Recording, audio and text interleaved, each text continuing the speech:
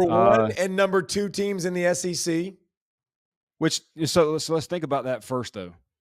Both of these teams, so both teams lost a non-conference game in the first game of the season. Yep. Both are undefeated in the SEC, like you said. Both have a top 10 win at home against the then-ranked number 9 team. LSU beat Ole Miss when they were 9th. A&M beat Mizzou when they were 9th. So I think first off, you got to start with the home team with A&M and the job that Mike Elko's done coming in there. Yeah, and not surprised. And I say that because when you look at what Mike Elko did at Duke with less, I had very little concern that he was going to do a lot more at A&M with all those resources. You know, it's a team that I'd buy stock in moving forward because of him. No nonsense, coaches ball, coaches energy, coaches effort, defensive savant, experience in the league in the SEC after coaching all those years at A&M. So I'm not surprised. And by the way, his D-line will decide this game. Like Scorton and company versus a very good LSU offensive line will go a long way in determining the outcome because Nussmeier is elite. Nussmeier, and we're gonna talk to Todd McShay in a little bit, and I already talked to him, and I'm gonna throw this out there now and later because to me it's the truth.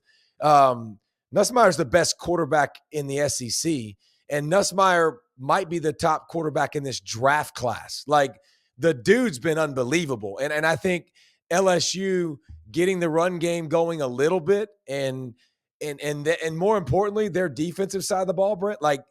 They're getting it together. I wrote this down. Last 6 quarters, they've given up 1 touchdown. They've turned the ball over at a high rate. They played Ole Miss, by the way, in that stretch. It wasn't just Arkansas. This defense is starting to really come together. Yeah, when you think about the defense, new defensive coordinator, Baker that just came over from Missouri, who was at LSU for a moment and then went to Missouri and then is now back at LSU. They're getting better each and every week. It's like watching it on tape. It's very much a bend but don't break kind of, and then create turnovers. Like they're allowing 71% completion. So it's not like it's just locked down everywhere. But you've got 2 edge guys in Swinson and Jones. Yep. And then Whit Weeks is playing his absolute tail off. I know you've had to game plan and coach against him. Coached against him in high school. The best college or the best high school player. We've played both sides of the football. I mean, just an animal at linebacker and an animal at tailback. Actually, an animal everywhere on the field. But continue. Yeah, I agree.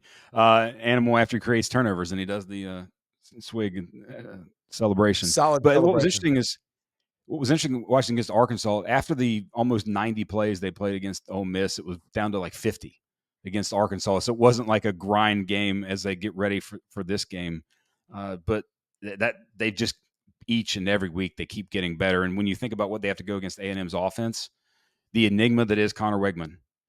I give you some numbers here. Under pressure, he has the fourth best passing grade in the FBS. Clean pocket, he has the 3rd worst. Like, usually those numbers are completely flipped. Usually you get worse under pressure. So it's which Wegman are you going to get? Good Wegman, bad Wegman. And that's why coming into the season, I thought he'd be the number 1 quarterback in this class over Beck, over Ewers, is because I thought he had the best feel for the pocket of anybody and played to his strengths and moved and rushed when he needed to and knew his answers. But yeah, it's kind of been a mixed bag. I think he'll do fine. But the defense for me, for LSU, the thing is they're not an elite pass defense in the back end. And that goes to your 71%. They don't cover great. Now, since they got Zy Alexander back, they're better the last couple of weeks, and he clearly makes them a lot better. They moved Ryan from corner to safety.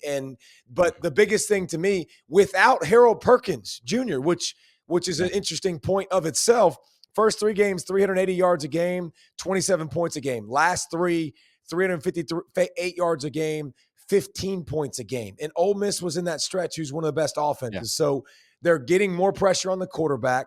They're turning the football over. They're getting better. And if that continues to improve with this offense, LSU is very much in play for this whole thing because Nussmeier is one of the best quarterbacks in the country, point blank, period. So I like LSU, homie, because it's tough atmosphere to go into Kyle Field. That is not easy. And if they had a different quarterback that wasn't named Nussmeier, I would give them a big chance to win. But I do think this. I think A&M's really, really good. I think A&M's pass defense, there's some holes. There's some areas over the middle of the field that I expect LSU, Nussmeier, healthier weapons out wide, more of a rapport to continue to do well and to win this football game. So I was doing some other work for a team and had to go back and look at some 2019 LSU. And if you actually look at this season's offense with LSU, from a formational standpoint, how they create matchups, and especially in the RPO game, watch the footwork from Joe Burrow in 2019, how he runs the offense versus the footwork that Nussmeier is doing right now. It's carbon copy.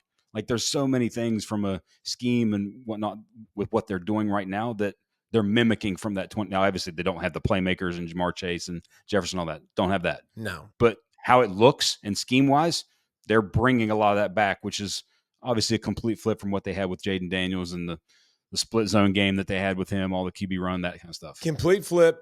But here's where I say Joe Burrow and Nussmeier, I have no problem making this comparison.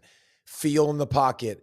Nussmeier's been pressured 65 times, 1 sack.